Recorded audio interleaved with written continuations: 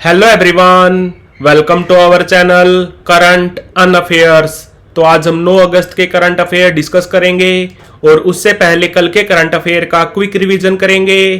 तो कल का पहला क्वेश्चन था एसबीआई के नए चेयरमैन कौन बने। तो ये बने हैं चल्ला श्रीनिवासुलु शेट्टी। और एसबीआई का हेडक्वार्टर कहां पर है? मुंबई में। कब बना था? इसका राष्ट्रीयकरण हुआ था 1 जुलाई 1955 में।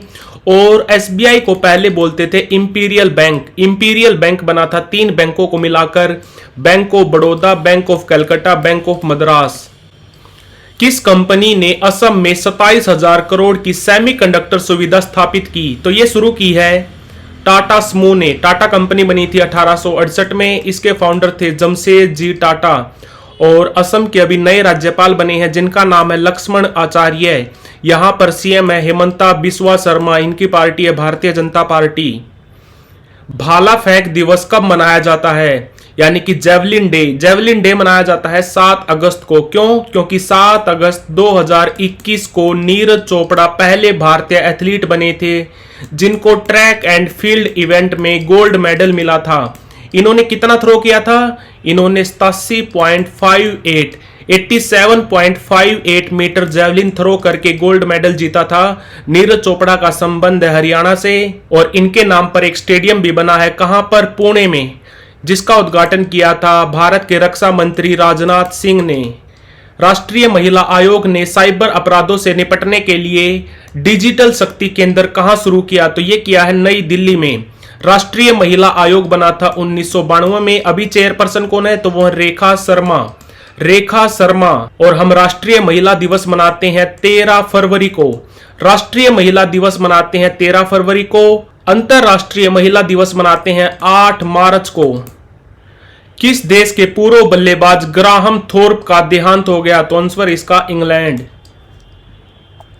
किस देश के डेक्कन विश्वविद्यालय ने गुजरात की गिफ्ट सिटी में अपना कैंपस स्थापित किया? तो डेक्कन विश्वविद्यालय है ऑस्ट्रेलिया का। गिफ्ट सिटी कब बनी थी? 2015 में। कहां पर? अहमदाबाद में। किस हाई कोर्ट ने सेक्शन 77A को असंवैधानिक घोषित किया? तो यह किया है मद्रास हाई कोर्ट ने। भारत में टोटल 25 हाई कोर्ट है। भारत का सबसे नवीनतम हाई कोर्ट है अमरावती हाई कोर्ट। कहां पर है? आंध्र प्रदेश में। किस राज्य सरकार ने सभी फसलों को एमएसपी के दायरे में लाने की घोषणा की? तो यह की है हरियाणा सरकार ने। हरियाणा के अभी सीएम कौन है? नायब सिंह सैनी। इनकी पार्टी है भारतीय जनता पार्टी और यहां पर राज्यपाल है बंडारू दत्तात्रेय। ओलंपिक फाइनल में पहुंचने वाली पहली भारतीय महिला पहलवान कौन बनी? तो यह बनी है विनेश फोगाट। इनका संबंध है हरियाणा से। 50 किलोग्राम कैटेगरी में compete कर रही थी जहां पर 100 ग्राम वेट ज्यादा होने के कारण इनको डिस्क्वालीफाई कर दिया गया। अभी इनको कोई भी मेडल नहीं मिलेगा, ये कहना है इंटरनेशनल ओलंपिक कमेटी का, जो बनी थी 1894 में। तो बढ़ते हैं आज की वीडियो की तरफ। आज का पहला क्वेश्चन है, हाल ही में भारतीय सेना ने कहा पर्वत प्रहार युद्ध अभ्यास शुरू किया? तो यह किया है लद्दाख में। 14,000 फीट की ऊंचाई पर 20 दिन तक चलेगा। बात करें अगर भारतीय सेना की, तो मॉडर्न भारतीय सेना की स्थापना हुई थी 26 जनवरी 1950 को। पहले भारतीय चीफ कौन थे? तो वो थे के.एम. करियप्पा। के.एम. करियप्पा। अभी भारतीय सेना के 30वें चीफ ऑफ आर्मी स्टाफ कौन है? तो वो है उपेंद्र द्विवेदी। तो पर्वत प्रहार युद्ध अभ्यास शुरू हुआ है लद्दाख में। लद्दाख की बात करें तो 2 जिले हैं, लेह और कारगिल। लेह क्षेत्रफल के हिसाब से भारत का दूसरा सबसे बड़ा जिला है, यह भी याद रखना। और लद्दाख की अभी एलजी कौन है? तो वो है बी.डी. मिश्रा। बी.डी. मिश्रा। हाल ही में किस राज्य सरकार ने राज्य में घटती प्रजनन दर को देखते हुए स्थानीय चुनाव का मतलब है जो पंचायत के चुनाव होते हैं, जो म्युनिसिपल कॉरपोरेशन के चुनाव होते हैं, इन चुनाव में लड़ने के लिए 2 बच्चों के नियम को खत्म कर दिया है? तो यह कर दिया है आंध्र प्रदेश की सरकार ने। आंध्र प्रदेश की सरकार ने 1994 में एक नियम बनाया था कि जो भी लोकल बॉडी के इलेक्शन होंगे उन इलेक्शन में लड़ने वाले कैंडिडेट के 2 से ज्यादा बच्चे नहीं होने चाहिए। परंतु घटती प्रजनन दर के कारण इस रूल को अबोलिश कर दिया है आंध्र प्रदेश की सरकार ने। राज्यपाल कौन है? तो वो है अब्दुल नजीर। अब्दुल नजीर सुप्रीम कोर्ट में हमारे जज भी रह चुके हैं। आंध्र प्रदेश में अभी नई सरकार बनी है, किसकी? तेलुगु देशम पार्टी की। यहां पर सीएम कौन है? तो वो है चंद्रबाबू नायडू। चंद्रबाबू नायडू। तेलुगु देशम पार्टी कब बनी थी? 1982 में। इसके फाउंडर थे एनटी रामाराव। एनटी रामाराव। तो आंसर इसका आंध्र प्रदेश। हाल ही में बुद्धदेव भट्टाचार्य जी का देहांत हो गया। वो किस राज्य के पूर्व मुख्यमंत्री थे? बुद्धदेव भट्टाचार्य जी, इनका संबंध था communist party of India Marxist से। ये पश्चिम बंगाल के 2000 से लेकर 2011 तक सीएम रह चुके हैं। पश्चिम बंगाल में सीपीआईएम के आखिरी सीएम थे बुद्धदेव भट्टाचार्य जी।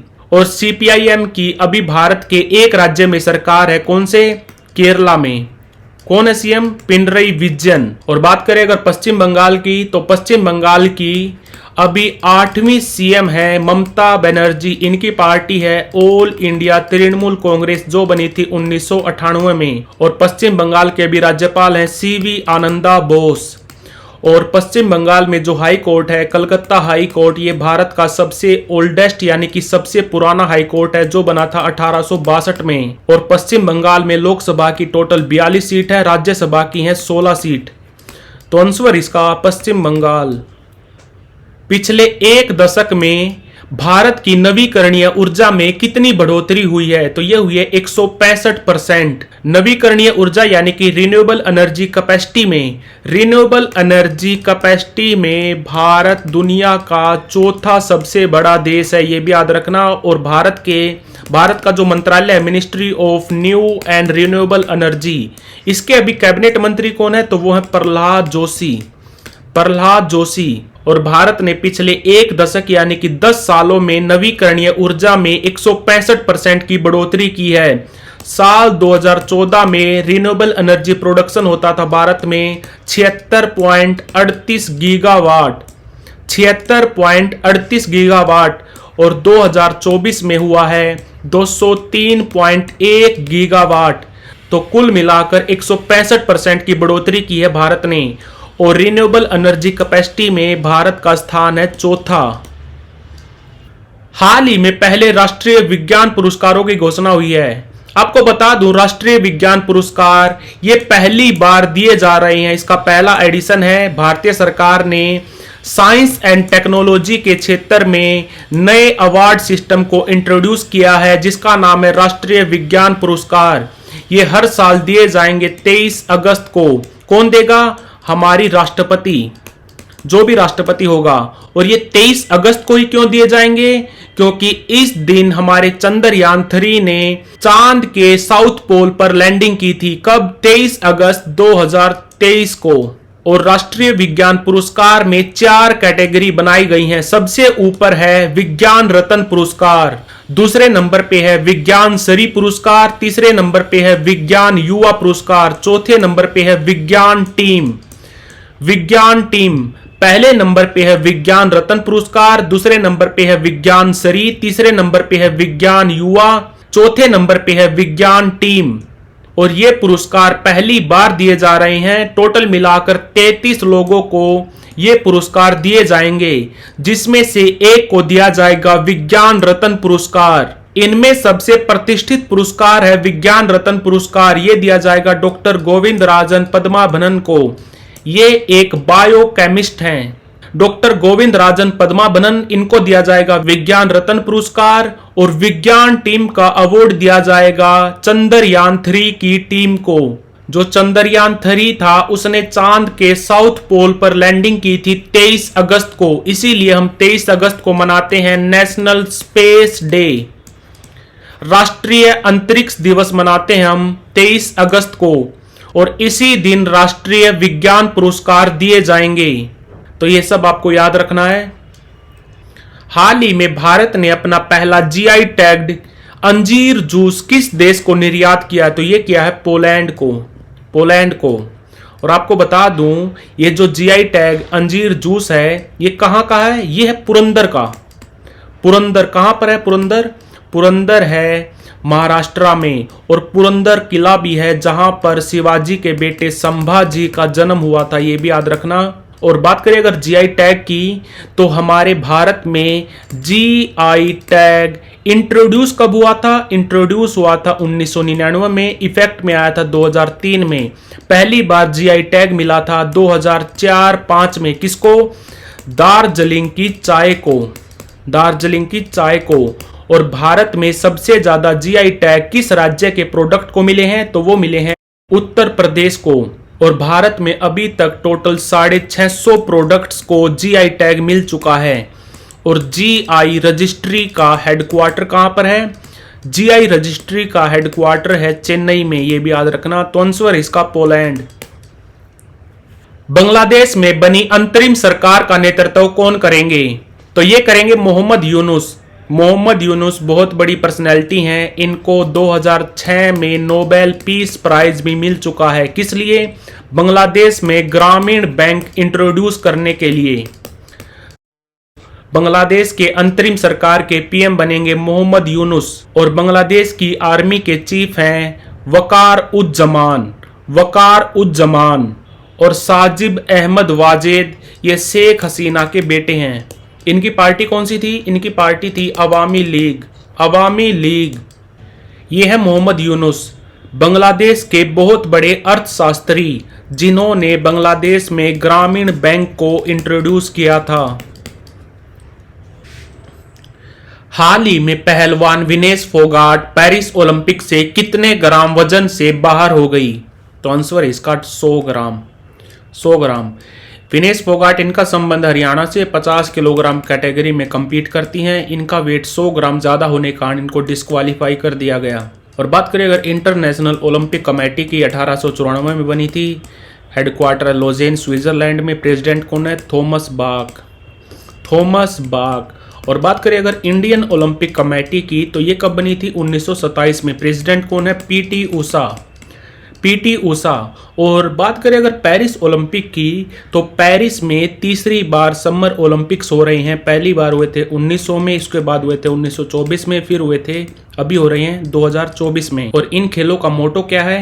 Games wide open. और इस बार मैस्कोट यानी कि शुभांकर क्या है? तो वो है फाइजीरियन कैप। और पेरिस ओलंपिक में भारत के सैफ डी मिशन कौन थे? तो वो है गगन नारंग, गगन नारंग। और इस ओलंपिक में टोटल 117 भारतीय एथलीटों ने हिस्सा लिया है। इनमें से 70 मैन हैं और 47 वीमन हैं। और ओपनिंग सेरेमनी में भारत की तरफ से फ्लैग बीरर थी पीवी सिंधु और शरत कमल। और क्लोजिंग सेरेमनी में फ्लैग बीरर होंगी मनु भाकर, मनु भाकर। मनु भाकर का संबंध हरियाणा से, और इन्होंने इस ओलंपिक में भारत की तरफ से 2 ब्रॉन्ज मेडल जीते हैं। और अभी तक भारत ने टोटल 3 ब्रॉन्ज मेडल जीते हैं, तीनों शूटिंग में जीते हैं। एक जीता है मनु भाकर ने, दूसरा जीता है मिक्स्ड इवेंट मनु भाकर और सरबजोत सिंह ने, तीसरा जीता है स्वप्निल कुसाले ने। मनु भाकर और सरबजोत सिंह का संबंध हरियाणा से, स्वप्निल कुसाले का संबंध है महाराष्ट्र से। तो विनेश फोगाट का 100 ग्राम वजन ज्यादा होने के कारण इनको डिस्क्वालीफाई कर दिया गया है। हाल ही में पोबी तारा वन्य जीव अभ्यारण्य खबरों में रहा, यह किस राज्य में है? तो यह है असम में।